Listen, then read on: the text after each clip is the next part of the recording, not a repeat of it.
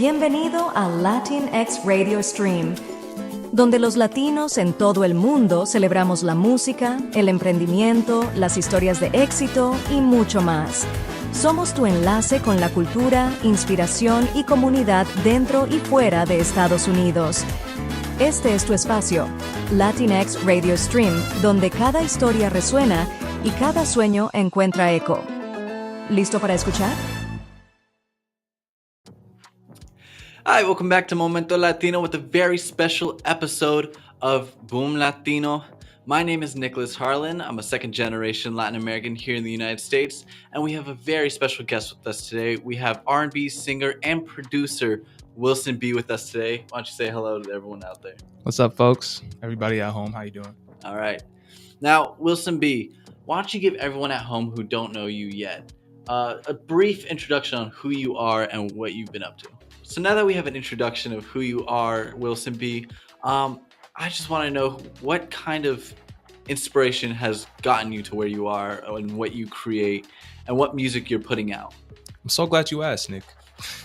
So growing up, I'm not originally from Sarasota. Originally, I'm from Kansas City, Kansas. Go Chiefs, you know? And I absolutely love soul music, R&B music. It's what I've grown up on. My parents have, we grew up in the house where our parents would just play music all the time. We would have Pandora on. We would have it on just, the cable station would just play, like 90s R&B groove music or something like that. The typical I know stuff. the MTV video. Right. Like Exactly. So growing up to that, it was almost natural that if I wanted to get into music, it would be R&B. And what really started making me get confidence to think that I can do it was the application of doing that, which was in church. I every Sunday, we would have Sunday school, get up a whole hour before even our parents just to go to Sunday school, be there an hour before church, and we would have the little kids choir going on, and also help out playing piano, also saxophone a little bit too. Yeah. So going from the introduction of who you are, I heard that, going to church and a few things about where you're from. What inspired you to go into R&B and choose the music you choose and create the music you create now? I love that question. I'm so glad you asked me that, Nick. So my parents growing up, they just showered us with R&B music growing up. And it's not like, it was never like one of those things where, your parents force you to listen to this kind of music and you can only be this way. And, things like that. It was all love and it was all beautiful. And, I feel like when I listen back to old R&B records and songs, I just think about my childhood, and it just makes me, it's so nostalgic. It's so beautiful. And so now choosing R&B, choosing that genre to be as a singer, I feel like I can touch souls the same way mine were touched when I was a kid, and same way now when I hear those songs and feel the same way, feel nostalgic, just think back like, oh, good times. Yeah, for sure. And going on that train of thought, what artists did you feel like at their center was what you wanted to be and what represented you? I guess like your heroes in R&B. Oh. So first off, number one, I definitely say Miguel. Oh my gosh. I didn't even know who he was growing up. I'm not going to lie. He was just that one guy, it would always be that one song or that one album my dad would play during road trips, and it would be his albums. And growing up, be like, I love that song, but who is this guy? And the second I found out who he was, I'm like, that guy's awesome. And then there's also number 2, Neo. And then another guy, I know I'm going to get some controversy for saying this, but Chris Brown. Growing up, I wanted to be just like Chris Brown when he was like 16, not before 2009. Okay. Yeah. Before 2009. But yeah, like he was a big inspiration for me, like dancing, the songs. I saw myself as him. I saw him as myself or himself as me, Yeah. Because he had like almost no hair back in the day. I had almost no hair back in the day. It was just like, it's one of those things. You just saw yourself in him. Yeah. Yeah, okay. Yeah. And I know I'm also hearing time and time again, you're mentioning, your parents playing you music, introducing you and taking you to church. How would you describe your parents' connection in the journey to where you are and how they've helped you or supported you? And follow up to that, if you were to give some advice to parents with children who are aspiring to be musicians or aspiring in that general direction of art, what would you say would helped you the most that your parents told you? Okay, so to answer your first question, Yeah. my parents were extremely supportive, and I'm super blessed to say that. I was almost overwhelmed with support with them at one point. And when I told them that I chose music and I wanted to do music, and I actually locked in with music, which it was about in high school, around high school area. It was like sophomore year. At that point, I was like 6 years deep into playing piano, saxophone. I just started singing lessons. By then, I've been producing by a few years, but just for fun.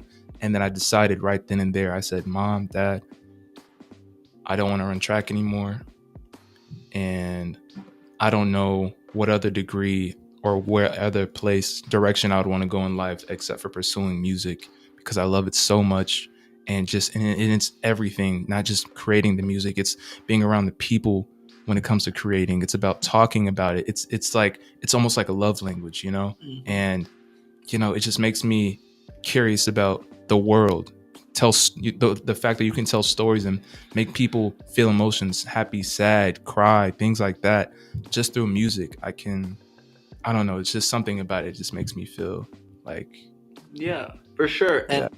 I can hear in your music how your music transpires your emotions and your feelings, whether it's heartbreak in your songs or in others like Risk It All, your romantic interest in people and your rules you set for yourself. And I think, it's very admirable as an artist to be able to do so effectively and do so with such a great quality of production you have in all your songs. And going on that, how would you describe your production history and your history as a producer, and what are some of the challenges you faced on that journey? wow, I love that question. There's actually a story behind that. So when I was a kid growing up, I was super creative. I'd create books. I would draw a lot. I'd make poems. I have little tiny crushes on girls and slip them little poems and notes and stuff. I'll get in trouble for it, of course, but I mean, it wasn't stopping me. So in middle school, I got my first computer, and I just, I was I couldn't do much. I didn't know what to do with that computer, but there was GarageBand on that computer. That's all I knew. So I opened up GarageBand. I didn't know how to use it at all. I just knew I wanted to be like Kanye. Right. That was the thought. I think there's a lot of kids around that time who were the same. Right. Yeah. Because that was back in the day when it was still old Kanye. It wasn't new Kanye. Mhm. It was still old Kanye. 2009-ish. Exactly. Yeah. Right. Around there. So I got that new computer, and I just like flip samples. I would make stuff from scratch, and I'll just be having fun with it. And then next thing I knew, I would do it every day, just having fun, not really serious about it or anything.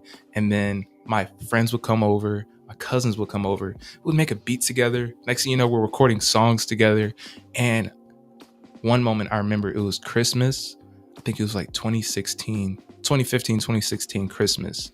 The day after Christmas, all my relatives were over, my cousins were over, and we were all just cooking up in my mom's office, right? Yeah. We're just cooking up a beat in there, and people were writing lyrics, and we're all just having fun, bumping our heads and laughing and talking and everything, just being kids, Yeah. And in that moment, it was kind of like a step back moment. I stepped back and I realized, like, this is the most happy I've ever been in my 12-year-old life. You know what I mean? Like, all 12 years that I lived at that moment, I was like, this right here, this moment right here, I'll never forget this. So feeling. you knew pretty young. Pretty young, yeah. And I'm a stubborn guy, so like 10 years later, man. I'm glad. Yeah, I still at it. I can imagine that journey. There were ups and downs. What would you say were your most difficult challenges, and how did you overcome them, and who helped you inspire yourself to get past those moments? So honestly, as a producer, my most difficult challenges have been, first off, finding people to produce in the real world, and outside of just having a friend come over and we just make music for fun. But when I actually took it seriously, it was kind of hard to just get that network of people. Yeah. And what I ended up doing was I just did the same thing I did. I would have friends come over, but this time we would make music, and I would do it. I'll go all the way in. I would make sure my lyrics are great. I make sure the beat is amazing. I do my absolute best.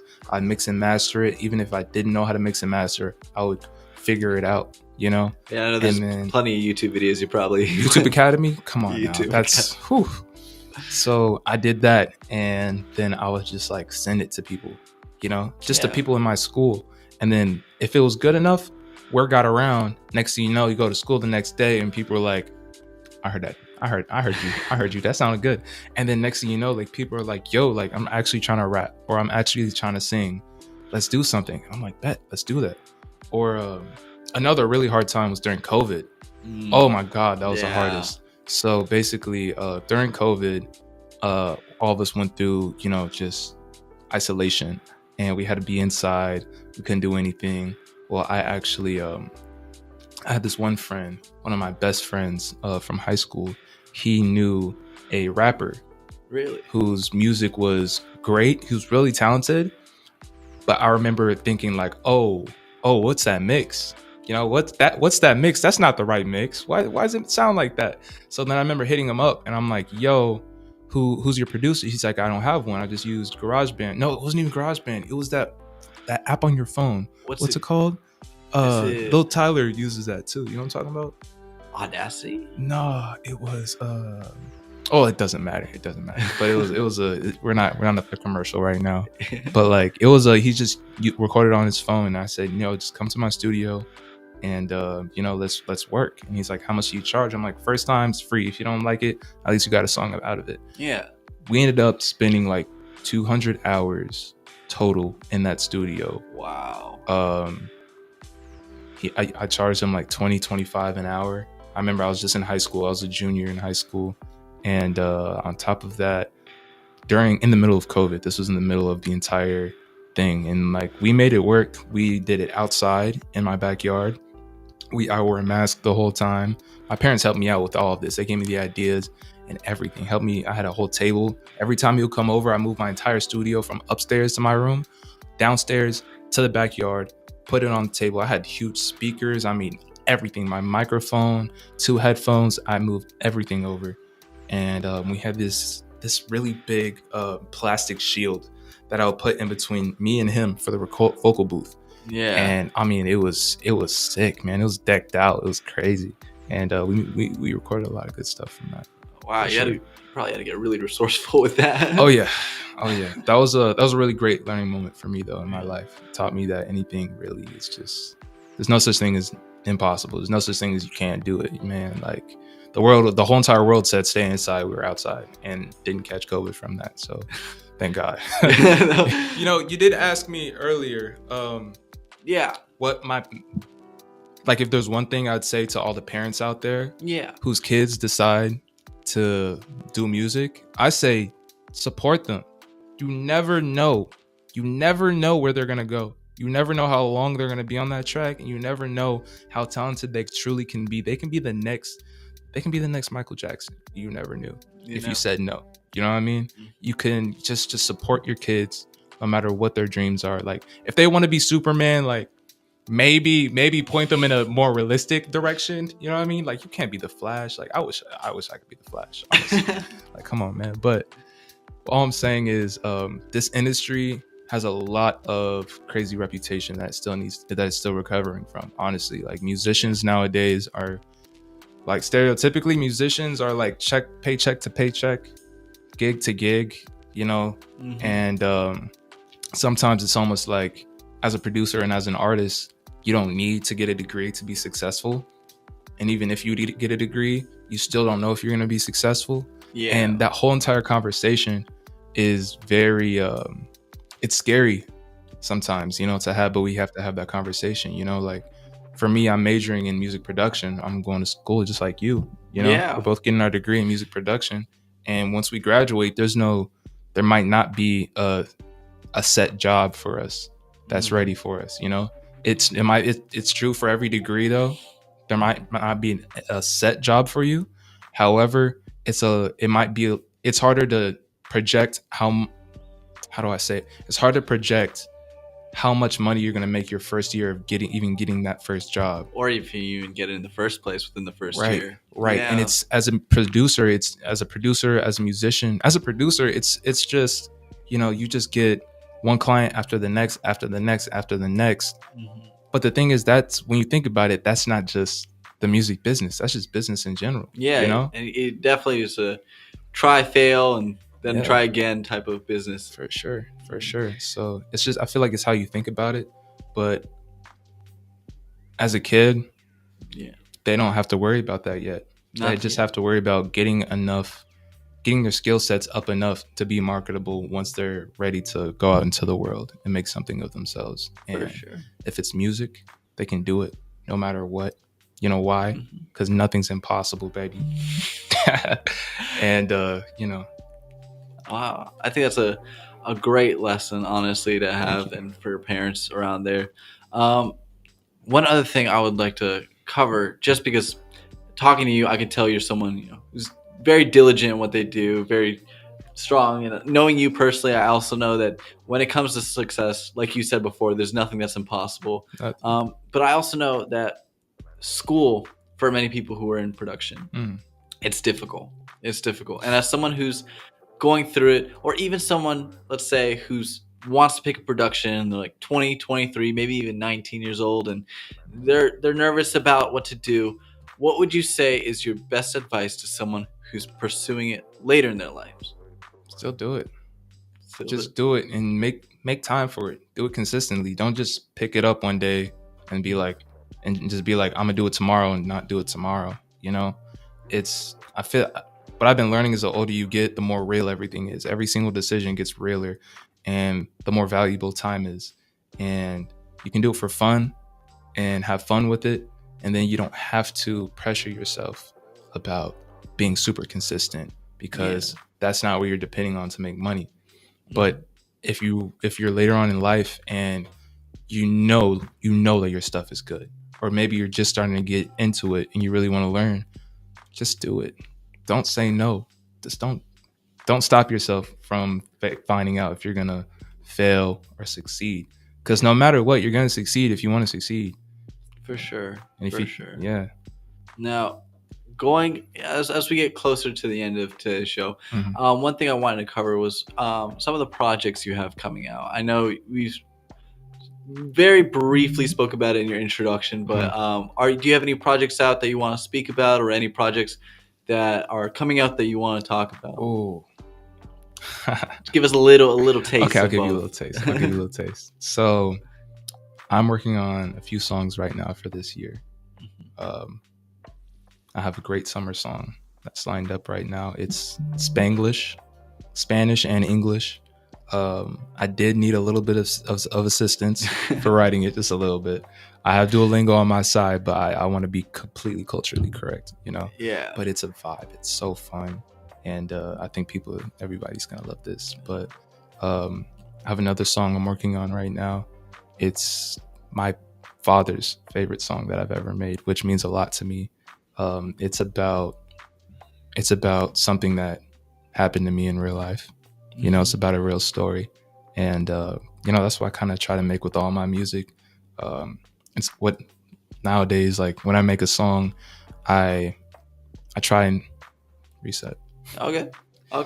Nowadays, when I write songs, it's usually about an experience that I've had. If it's a romantic experience, if it's if it's like a early midlife crisis experience, if it's a happy experience, if it's a heartbreak experience, if it's, just all these things. And it doesn't even have to be my experience, but I hate having to feel like I have to almost lie and create stories out of thin air when we all live these lives, and we all go through the same things at the end of the day.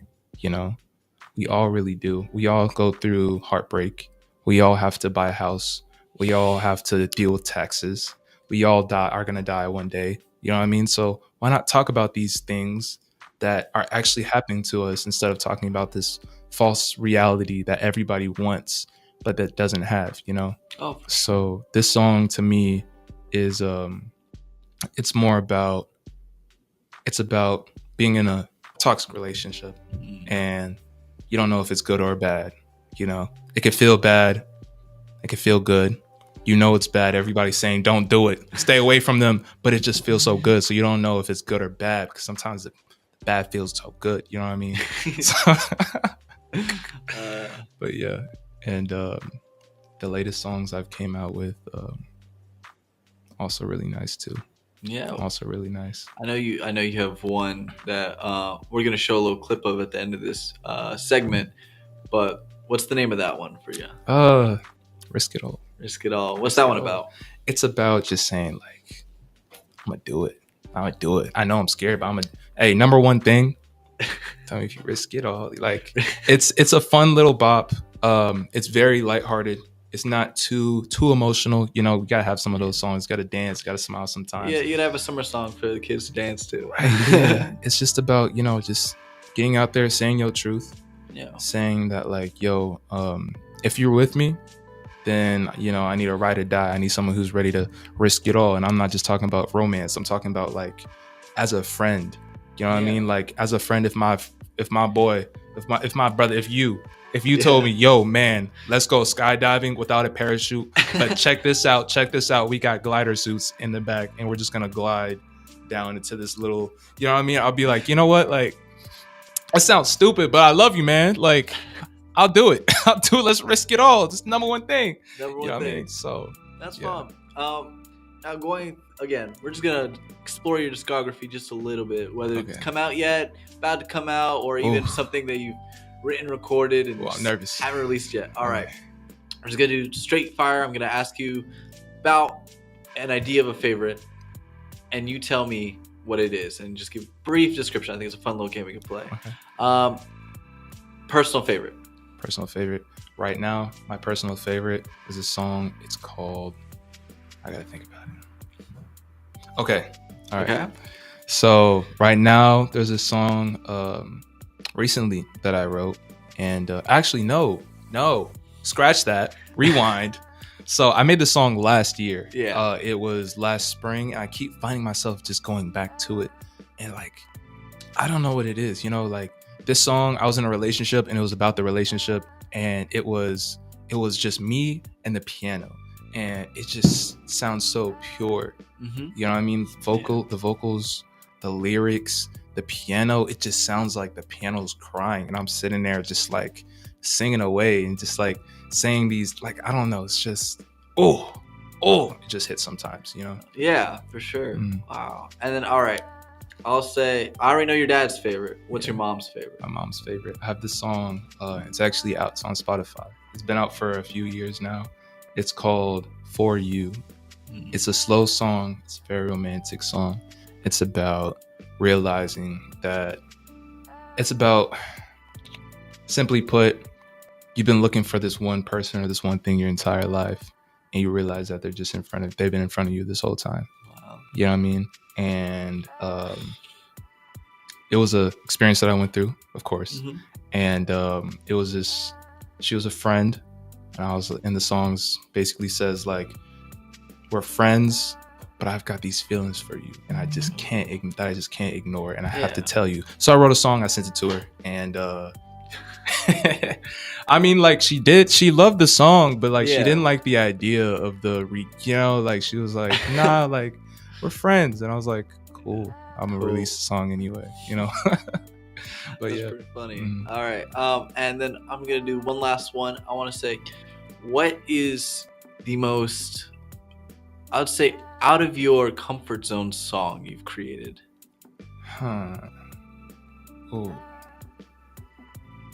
It was this song I've got. It's called Crazy. Yeah. That was so out of comfort. My mom likes it. A lot of people like it, and I don't see why they like it. Which is, wait, no, rewind. Okay, we're doing it again. We're rewinding it again. So look, I got this song. We were in class. You were in that class. I had to make a country song in class. I remember this. Oh my God. Our teacher just like in the beginning of the semester, she asked everybody, what genre do you hate? What do you like the least genre, right? Mm-hmm. She knew me from the previous semester, And she was just egging me on about just like, oh, I'm gonna make you write a country song one of these days. And I'm like, why? Why would I do that? Like, why would you do that? Like, I thought we were cool, you know? And songwriting class, and it's our final. And our professor's like, all right, so you have 5 songs to write. You have a song of your choice, genre of your choice. You have an a cappella song. You have a collaboration song. You have what else? Oh, acoustic song. Mm-hmm. And then the last one was genre of her choice. And she chose classical country for me. And at first I was like, the whole class was laughing because they know me. They're like, oh, Brandon only makes R&B. It's just R&B. That's all he does. So, you know what I remember from that class? You know what she gave me? Classic R&B. Classic R&B. And I was so mad. I was like, why?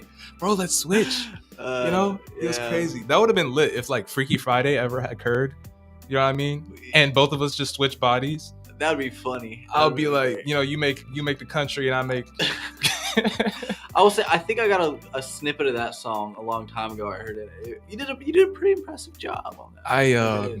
I'm not gonna lie. I really impressed myself. It's called New Orleans. It has nothing to do with women at all. Don't ever think that I can't write just about, you know. So basically the song's called New Orleans. Mm-hmm. It's a really, really good song. It's like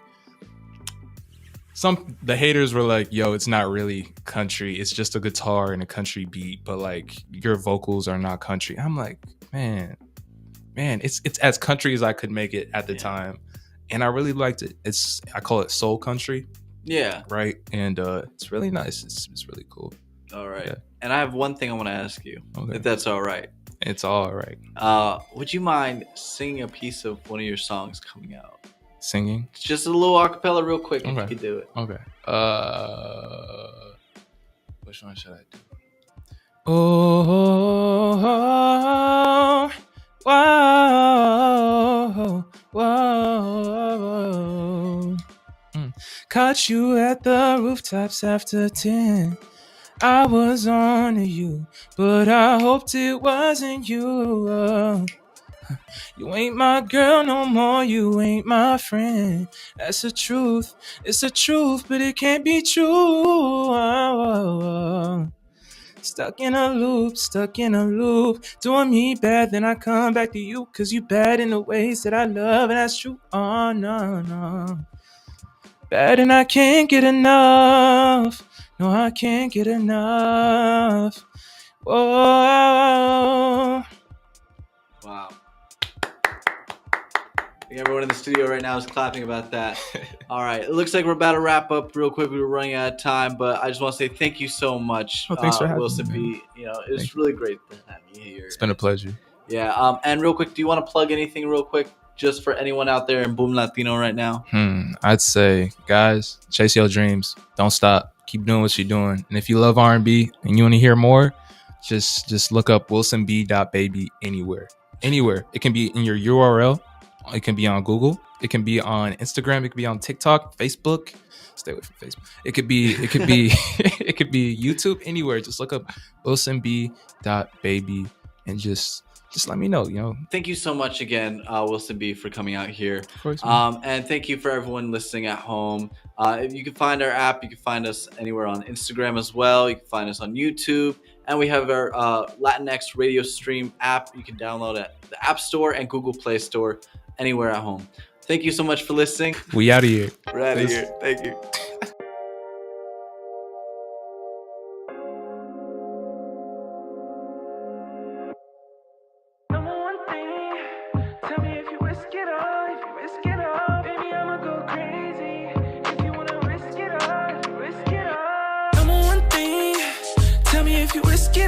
If you risk it all,